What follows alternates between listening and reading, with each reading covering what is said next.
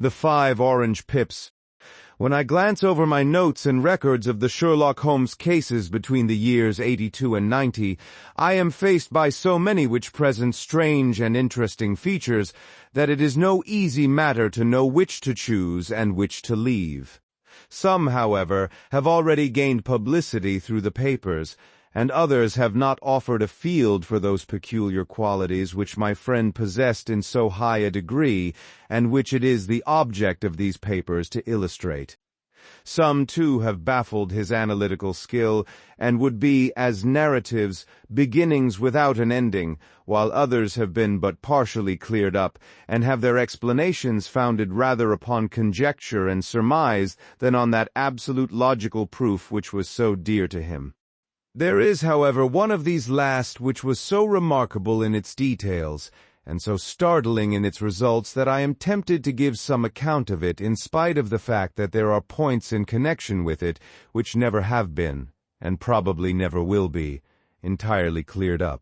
The year 87 furnished us with a long series of cases of greater or less interest, of which I retain the records. Among my headings under this one 12 months, I find an account of the adventure of the Paradol Chamber of the Amateur Mendicant Society, who held a luxurious club in the lower vault of a furniture warehouse, of the facts connected with the loss of the British bark Sophie Anderson, of the singular adventures of the Grice Pattersons in the island of Uffa, and finally of the Camberwell poisoning case. In the latter, as may be remembered, Sherlock Holmes was able, by winding up the dead man's watch, to prove that it had been wound up 2 hours before, and that therefore the deceased had gone to bed within that time, a deduction which was of the greatest importance in clearing up the case. All these I may sketch out at some future date, but none of them present such singular features as the strange train of circumstances which I have now taken up my pen to describe.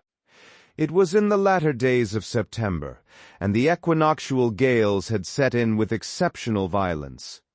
All day the wind had screamed and the rain had beaten against the windows, so that even here in the heart of great, handmade London we were forced to raise our minds for the instant from the routine of life and to recognize the presence of those great elemental forces which shriek at mankind through the bars of his civilization like untamed beasts in a cage. As evening drew in, the storm grew higher and louder, and the wind cried and sobbed like a child in the chimney. Sherlock Holmes sat moodily at one side of the fireplace, cross-indexing his records of crime, while I at the other was deep in one of Clark Russell's fine sea stories until the howl of the gale from without seemed to blend with the text, and the splash of the rain to lengthen out into the long swash of the sea waves. My wife was on a visit to her mother's, and for a few days I was a dweller once more in my old quarters at Baker Street. "Why," said I, glancing up at my companion, "that was surely the bell. Who could come tonight? Some friend of yours, perhaps." "Except yourself, I have none," he answered. "I do not encourage visitors." "A client, then?" "If so, it is a serious case. Nothing less would bring a man out on such a day and at such an hour. But I take it that it is more likely to be some crony of the landlady's." Sherlock Holmes was wrong in his conjecture, however, for there came a step in the passage and a tapping at the door. He stretched out his long arm to turn the lamp away from himself and towards the vacant chair upon which a newcomer must sit. "Come in," said he. The man who entered was young, some 22 at the outside, well-groomed and trimly clad, with something of refinement and delicacy in his bearing. The streaming umbrella which he held in his hand, and his long shining waterproof told of the fierce weather through which he had come. He looked about him anxiously in the glare of the lamp, and I could see that his face was pale and his eyes heavy, like those of a man who is weighed down with some great anxiety. "I owe you an apology," he said, raising his golden pince-nez to his eyes. "I trust that I am not intruding. I fear that I have brought some traces of the storm and rain into your snug chamber." "Give me your coat and umbrella," said Holmes. "They may rest here on the hook and will be dry presently. You have come up from the southwest, I see."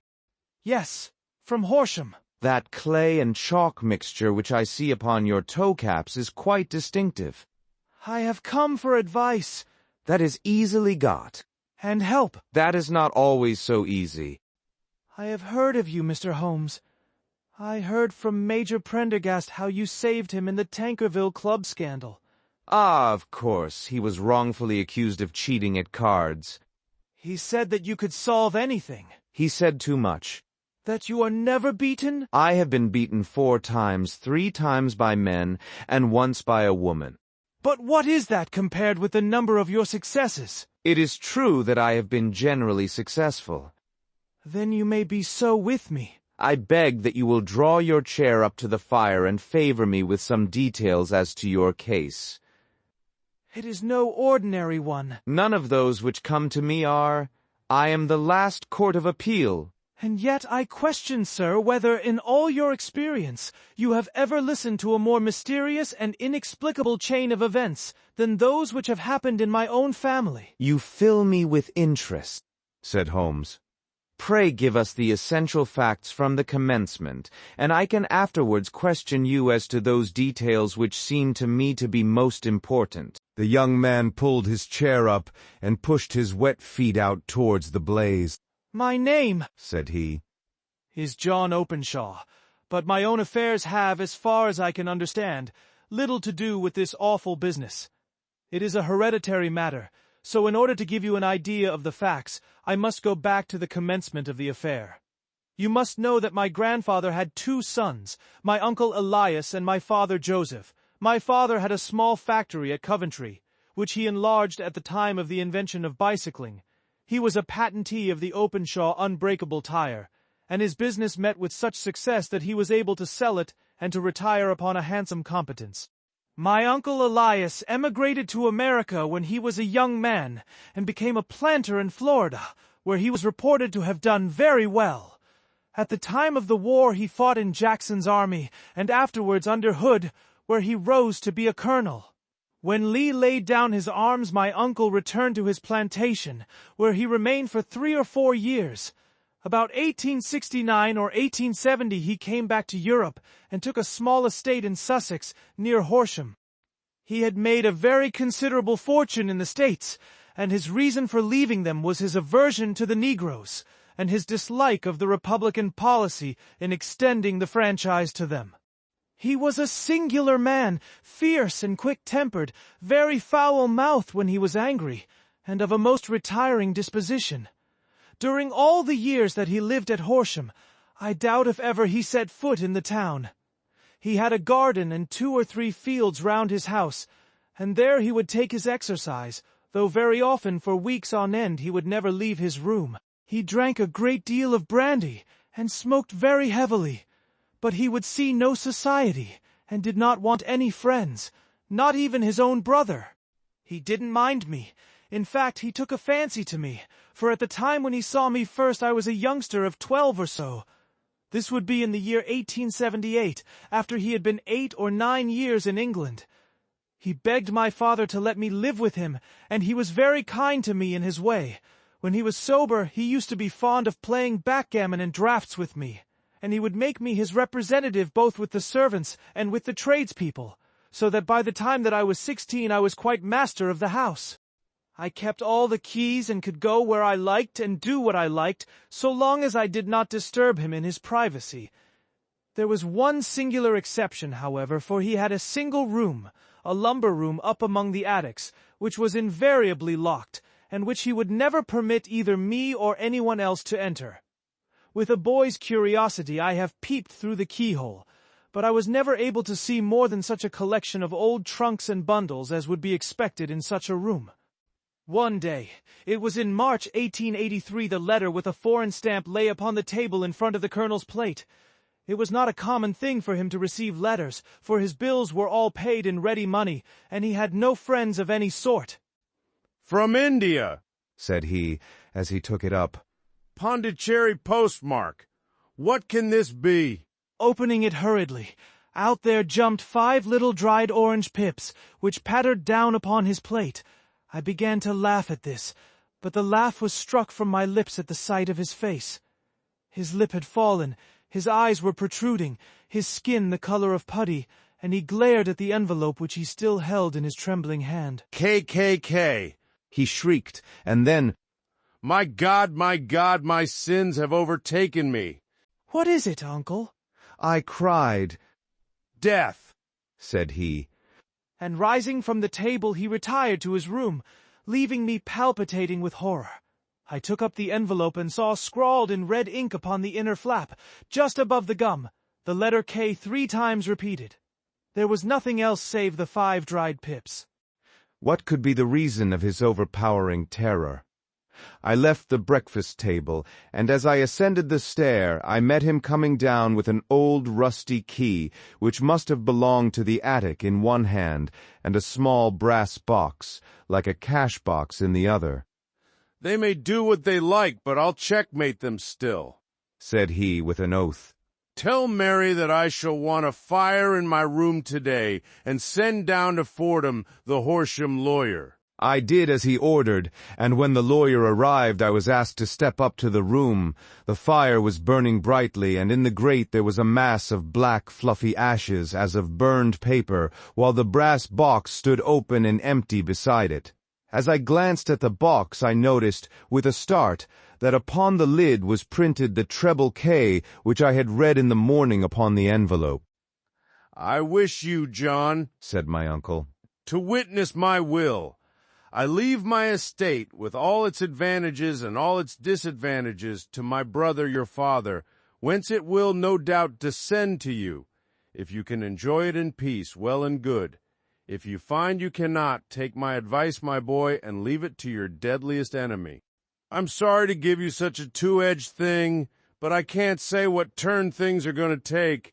Kindly sign the paper where Mr. Fordham shows you. I signed the paper as directed, and the lawyer took it away with him. The singular incident made, as you may think, the deepest impression upon me, and I pondered over it, and turned it every way in my mind without being able to make anything of it. Yet I could not shake off the vague feeling of dread which it left behind, though the sensation grew less keen as the weeks passed, and nothing happened to disturb the usual routine of our lives. I could see a change in my uncle, however. He drank more than ever, and he was less inclined for any sort of society. Most of his time he would spend in his room, with the door locked upon the inside, but sometimes he would emerge in a sort of drunken frenzy, and would burst out of the house and tear about the garden with a revolver in his hand, screaming out that he was afraid of no man, and that he was not to be cooped up, like a sheep in a pen, by man or devil. When these hot fits were over, however, he would rush tumultuously in at the door and lock and bar it behind him, like a man who can brazen it out no longer against the terror which lies at the roots of his soul. At such times I have seen his face, even on a cold day, glisten with moisture, as though it were new raised from a basin. Well, to come to an end of the matter, Mr. Holmes, and not to abuse your patience, there came a night when he made one of those drunken sallies from which he never came back. We found him, when we went to search for him, face downward in a little green-scummed pool, which lay at the foot of the garden. There was no sign of any violence, and the water was but 2 feet deep, so that the jury, having regard to his known eccentricity, brought in a verdict of suicide. But I, who knew how he winced from the very thought of death, had much ado to persuade myself that he had gone out of his way to meet it. The matter passed, however, and my father entered into possession of the estate, and of some £14,000, which lay to his credit at the bank. "One moment," Holmes interposed. "Your statement is, I foresee, one of the most remarkable to which I have ever listened. Let me have the date of the reception by your uncle of the letter, and the date of his supposed suicide." The letter arrived on March 10th, 1883. His death was 7 weeks later, upon the night of May 2nd. "Thank you. Pray proceed." When my father took over the Horsham property, he, at my request, made a careful examination of the attic, which had been always locked up. We found the brass box there, although its contents had been destroyed. On the inside of the cover was a paper label with the initials of K.K.K. repeated upon it, and letters, memoranda, receipts, and a register written beneath. These, we presume, indicated the nature of the papers which had been destroyed by Colonel Openshaw. For the rest, there was nothing of much importance in the attic save a great many scattered papers and notebooks bearing upon my uncle's life in America. Some of them were of the wartime, and showed that he had done his duty well and had borne the repute of a brave soldier. Others were of a date during the Reconstruction of the Southern States, and were mostly concerned with politics, for he had evidently taken a strong part in opposing the carpetbag politicians who had been sent down from the North. Well, it was the beginning of '84 when my father came to live at Horsham, and all went as well as possible with us until the January of '85. On the 4th day after the New Year, I heard my father give a sharp cry of surprise as we sat together at the breakfast table. There he was, sitting with a newly opened envelope in one hand and 5 dried orange pips in the outstretched palm of the other one. He had always laughed at what he called my cock and bull story about the colonel, but he looked very scared and puzzled now that the same thing had come upon himself. Why? What on earth does this mean, John? He stammered. My heart had turned to lead. "It is K.K.K., said I. He looked inside the envelope. So it is, he cried. Here are the very letters. But what is this written above them? Put the papers on the sundial. I read, peeping over his shoulder. What papers? What sundial? He asked. The sundial in the garden. There is no other, said I. But the papers must be those that are destroyed. Pooh, said he, gripping hard at his courage. We are in a civilized land here, and we can't have tomfoolery of this kind. Where does the thing come from? From Dundee, I answered, glancing at the postmark. Some preposterous practical joke, said he. What have I to do with sundials and papers? I shall take no notice of such nonsense.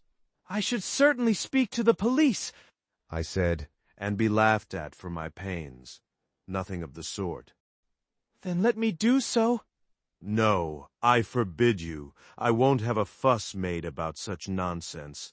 It was in vain to argue with him, for he was a very obstinate man. I went about, however, with a heart which was full of forebodings. On the 3rd day after the coming of the letter, my father went from home to visit an old friend of his, Major Freebody, who is in command of one of the forts upon Portsdown Hill. I was glad that he should go, for it seemed to me that he was farther from danger when he was away from home. In that, however, I was in error. Upon the 2nd day of his absence, I received a telegram from the Major imploring me to come at once. My father had fallen over one of the deep chalk pits which abound in the neighborhood, and was lying senseless with a shattered skull. I hurried to him, but he passed away without having ever recovered his consciousness. He had, as it appears, been returning from Fareham in the twilight, and as the country was unknown to him, and the chalk pit unfenced, the jury had no hesitation in bringing in a verdict of death from accidental causes. Carefully as I examined every fact connected with his death, I was unable to find anything which could suggest the idea of murder. There were no signs of violence, no footmarks, no robbery, no record of strangers having been seen upon the roads. And yet I need not tell you that my mind was far from at ease, and that I was well nigh certain that some foul plot had been woven round him. In this sinister way I came into my inheritance. You will ask me why I did not dispose of it. I answer, because I was well convinced that our troubles were in some way dependent upon an incident in my uncle's life, and that the danger would be as pressing in one house as in another. It was in January '85 that my poor father met his end, and 2 years and 8 months have elapsed since then.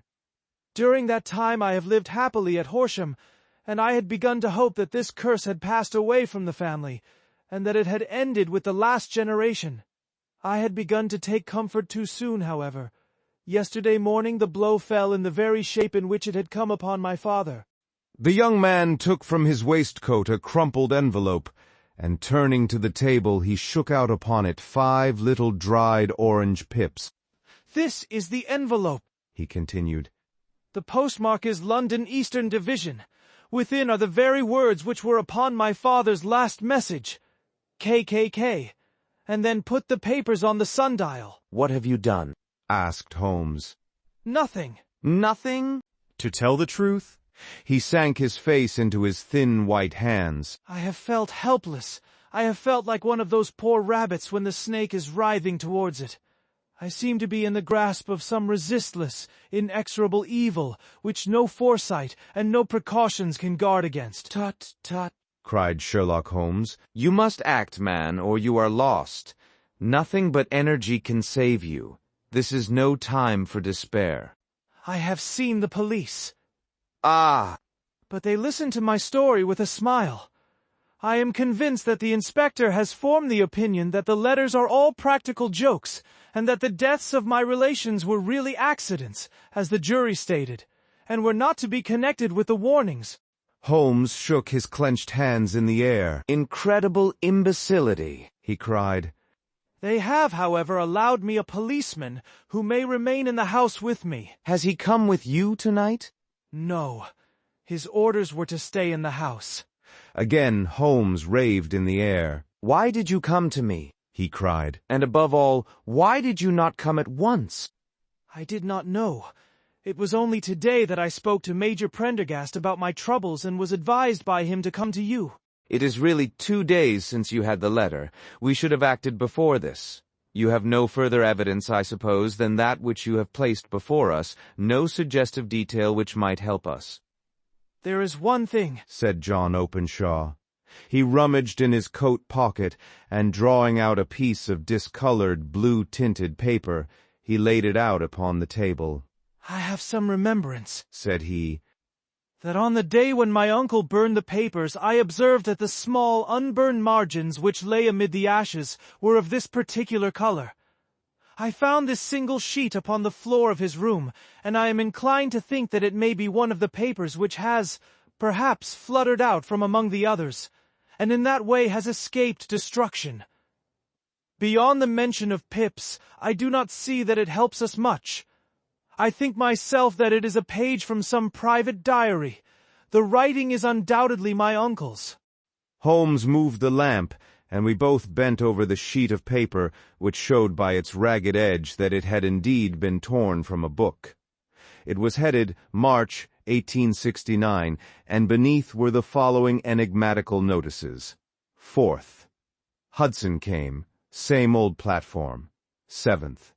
Set the pips on Macaulay, Paramore, and John Swain of St. Augustine. 9th. Macaulay cleared. 10th. John Swain cleared. 12th. Visited Paramore. All well. 4th. Hudson came. Same old platform. 7th. Set the pips on Macaulay, Paramore, and John Swain of St. Augustine. 9th. Macaulay cleared. 10th. John Swain cleared. 12th. Visited Paramore. All well. "Thank you," said Holmes, folding up the paper and returning it to our visitor. "And now you must on no account lose another instant. We cannot spare time even to discuss what you have told me. You must get home instantly and act." "What shall I do?" "There is but one thing to do. It must be done at once. You must put this piece of paper which you have shown us into the brass box which you have described. You must also put in a note to say that all the other papers were burned by your uncle, and that this is the only one which remains. You must assert that in such words as will carry conviction with them. Having done this, you must at once put the box out upon the sundial, as directed. Do you understand?" "Entirely." "Do not think of revenge or anything of the sort at present. I think that we may gain that by means of the law, but we have our web to weave while theirs is already woven. The first consideration is to remove the pressing danger which threatens you. The second is to clear up the mystery and to punish the guilty parties." "I thank you," said the young man, rising and pulling on his overcoat. "You have given me fresh life and hope. I shall certainly do as you advise. Do not lose an instant, and, above all, take care of yourself in the meanwhile, for I do not think that there can be a doubt that you are threatened by a very real and imminent danger. How do you go back? By train from Waterloo. It is not yet 9. The streets will be crowded, so I trust that you may be in safety, and yet you cannot guard yourself too closely. I am armed. That is well. Tomorrow I shall set to work upon your case. I shall see you at Horsham, then. No, your secret lies in London. It is there that I shall seek it. Then I shall call upon you in a day, or in 2 days, with news as to the box and the papers. I shall take your advice in every particular. He shook hands with us and took his leave. Outside the wind still screamed and the rain splashed and pattered against the windows. This strange, wild story seemed to have come to us from amid the mad elements, blown in upon us like a sheet of seaweed in a gale, and now to have been reabsorbed by them once more. Sherlock Holmes sat for some time in silence, with his head sunk forward, and his eyes bent upon the red glow of the fire. Then he lit his pipe, and leaning back in his chair, he watched the blue smoke rings as they chased each other up to the ceiling. I think, Watson, he remarked at last, that of all our cases we have had none more fantastic than this. Save perhaps the sign of 4. Well, yes, save perhaps that. And yet this John Openshaw seems to me to be walking amid even greater perils than did the Sholtos. But have you, I asked, formed any definite conception as to what these perils are? There can be no question as to their nature, he answered. Then what are they? Who is this K.K.K., and why does he pursue this unhappy family? Sherlock Holmes closed his eyes and placed his elbows upon the arms of his chair, with his fingertips together. The ideal reasoner, he remarked, would, when he had once been shown a single fact in all its bearings, deduce from it not only all the chain of events which led up to it, but also all the results which would follow from it. As Cuvier could correctly describe a whole animal by the contemplation of a single bone, so the observer who has thoroughly understood one link in a series of incidents should be able to accurately state all the other ones, both before and after. We have not yet grasped the results which the reason alone can attain to. Problems may be solved in the study which have baffled all those who have sought a solution by the aid of their senses. To carry the art, however, to its highest pitch, it is necessary that the reasoner should be able to utilize all the facts which have come to his knowledge, and this in itself implies, as you will readily see, a possession of all knowledge which, even in these days of free education and encyclopedias, is a somewhat rare accomplishment. It is not so impossible, however, that a man should possess all knowledge which is likely to be useful to him in his work, and this I have endeavored in my case to do. If I remember rightly, you on one occasion, in the early days of our friendship, defined my limits in a very precise fashion. Yes, I answered, laughing. It was a singular document. Philosophy, astronomy, and politics were marked at 0, I remember. Botany variable, geology profound as regards the mud stains from any region within 50 miles of town, chemistry eccentric, anatomy unsystematic, sensational literature and crime records unique, violin player, boxer, swordsman, lawyer, and self-poisoner by cocaine and tobacco. Those, I think, were the main points of my analysis. Holmes grinned at the last item. Well, he said, I say now, as I said then, that a man should keep his little brain attic stocked with all the furniture that he is likely to use, and the rest he can put away in the lumber room of his library, where he can get it if he wants it. Now, for such a case as the one which has been submitted to us tonight, we need certainly to muster all our resources. Kindly hand me down the letter K of the American Encyclopedia which stands upon the shelf beside you. Thank you. Now let us consider the situation and see what may be deduced from it. In the first place, we may start with a strong presumption that Colonel Openshaw had some very strong reason for leaving America. Men at his time of life do not change all their habits and exchange willingly the charming climate of Florida for the lonely life of an English provincial town. His extreme love of solitude in England suggests the idea that he was in fear of someone or something. So we may assume as a working hypothesis that it was fear of someone or something which drove him from America. As to what it was he feared, we can only deduce that by considering the formidable letters which were received by himself and his successors. Did you remark the postmarks of those letters? The first was from Pondicherry, the second from Dundee, and the third from London. From East London. What do you deduce from that? They are all seaports. That the writer was on board of a ship. Excellent. We have already a clue. There can be no doubt that the strong probability is that the writer was on board of a ship. And now let us consider another point. In the case of Pondicherry, 7 weeks elapsed between the threat and its fulfillment. In Dundee, it was only some 3 or 4 days. Does that suggest anything? A greater distance to travel. But the letter had also a greater distance to come. Then I do not see the point. There is at least a presumption that the vessel in which the man or men are is a sailing ship. It looks as if they always send their singular warning or token before them when starting upon their mission. You see how quickly the deed followed the sign when it came from Dundee. If they had come from Pondicherry in a steamer, they would have arrived almost as soon as their letter. But as a matter of fact, 7 weeks elapsed. I think that those 7 weeks represented the difference between the mail boat which brought the letter and the sailing vessel which brought the writer. It is possible. More than that, it is probable. And now you see the deadly urgency of this new case, and why I urged young Openshaw to caution. The blow has always fallen at the end of the time which it would take the senders to travel the distance, but this one comes from London, and therefore we cannot count upon delay. Good God! I cried. What can it mean, this relentless persecution? The papers which Openshaw carried are obviously of vital importance to the person or persons in the sailing ship. I think that it is quite clear that there must be more than one of them. A single man could not have carried out 2 deaths in such a way as to deceive a coroner's jury. There must have been several in it, and they must have been men of resource and determination. Their papers they mean to have, be the holder of them who it may. In this way you see K.K.K. ceases to be the initials of an individual and becomes the badge of a society. But of what society? Have you never, said Sherlock Holmes, bending forward and sinking his voice, have you never heard of the Ku Klux Klan? I never have. Holmes turned over the leaves of the book upon his knee. Here it is, said he presently. Ku Klux Klan, a name derived from the fanciful resemblance to the sound produced by cocking a rifle. This terrible secret society was formed by some ex-Confederate soldiers in the southern states after the Civil War, and it rapidly formed local branches in different parts of the country, notably in Tennessee, Louisiana, the Carolinas, Georgia, and Florida.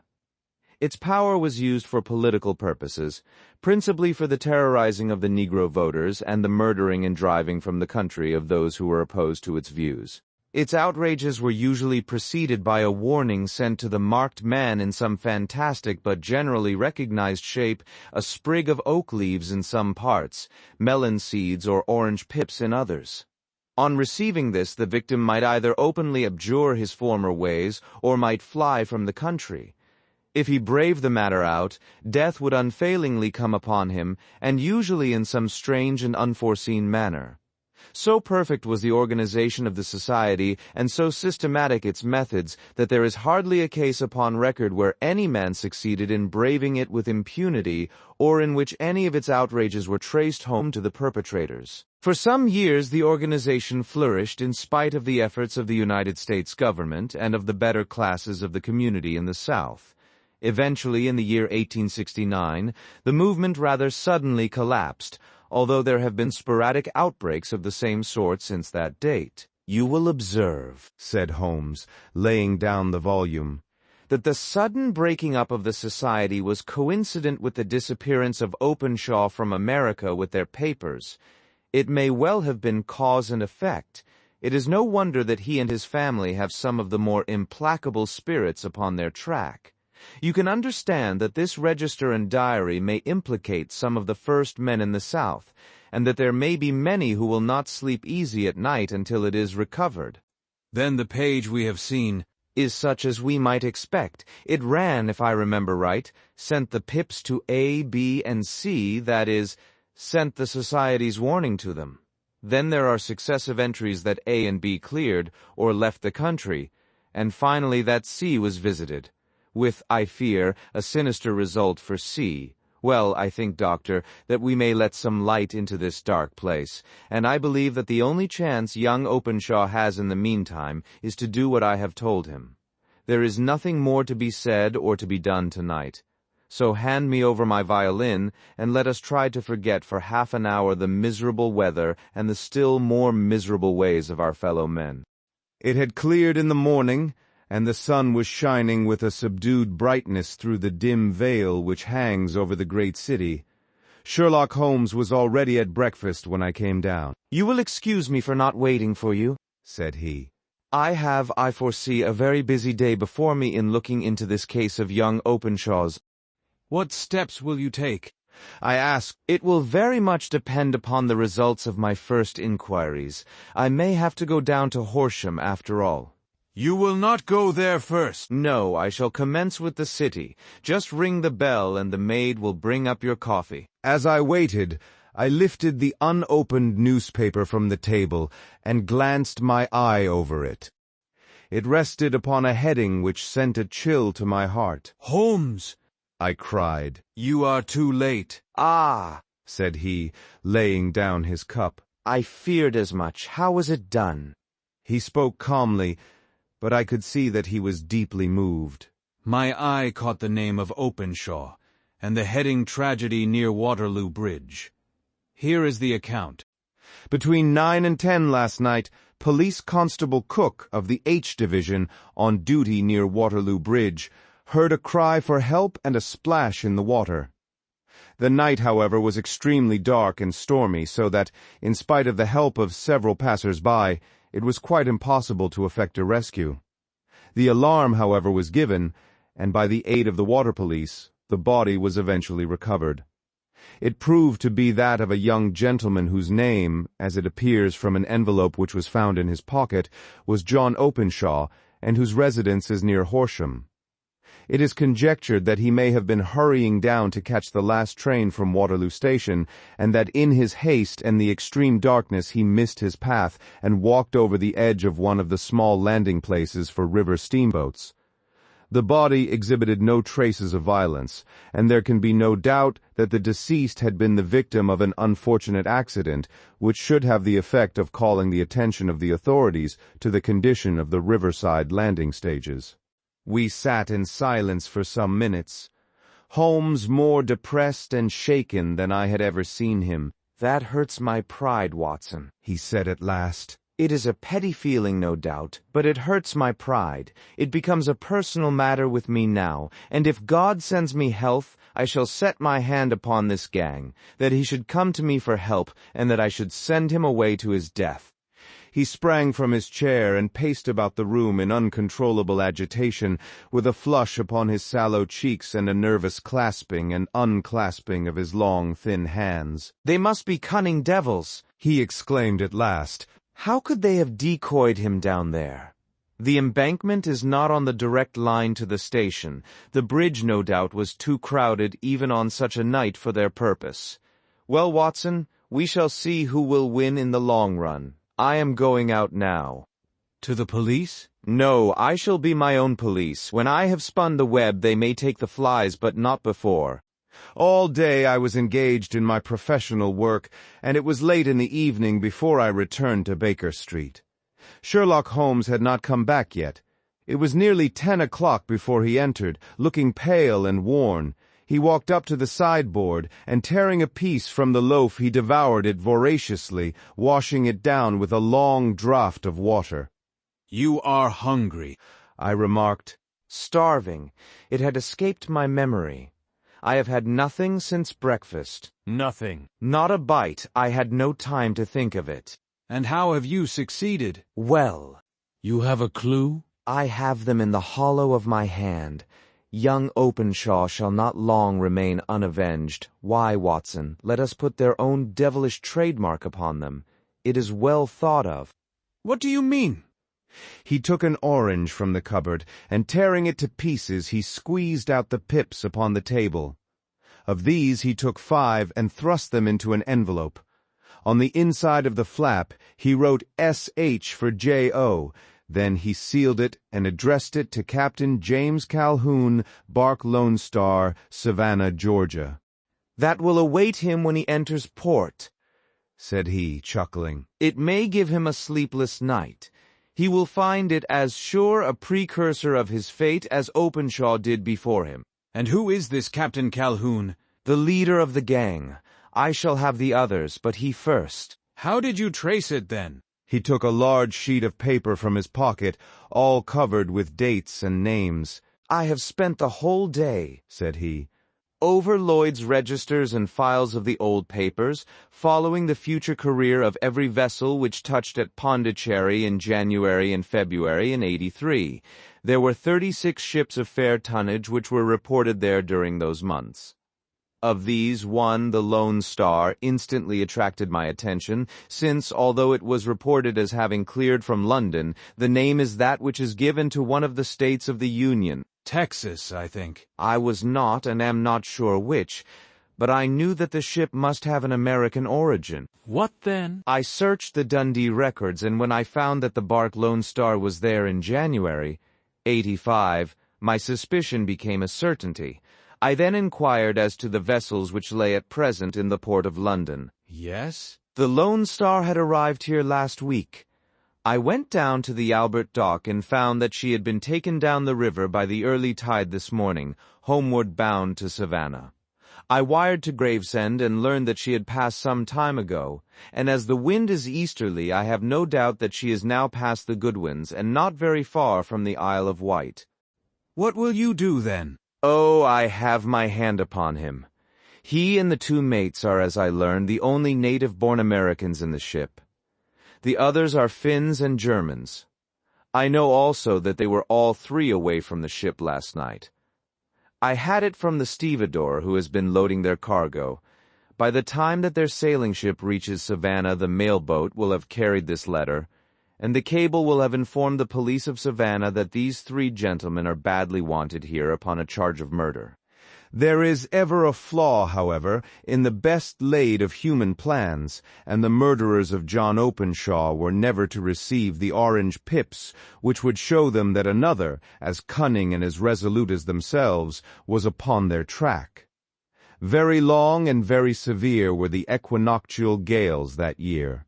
We waited long for news of the Lone Star of Savannah, but none ever reached us. We did at last hear that somewhere far out in the Atlantic a shattered stern-post of a boat was seen swinging in the trough of a wave, with the letters L.S. carved upon it, and that is all which we shall ever know of the fate of the Lone Star.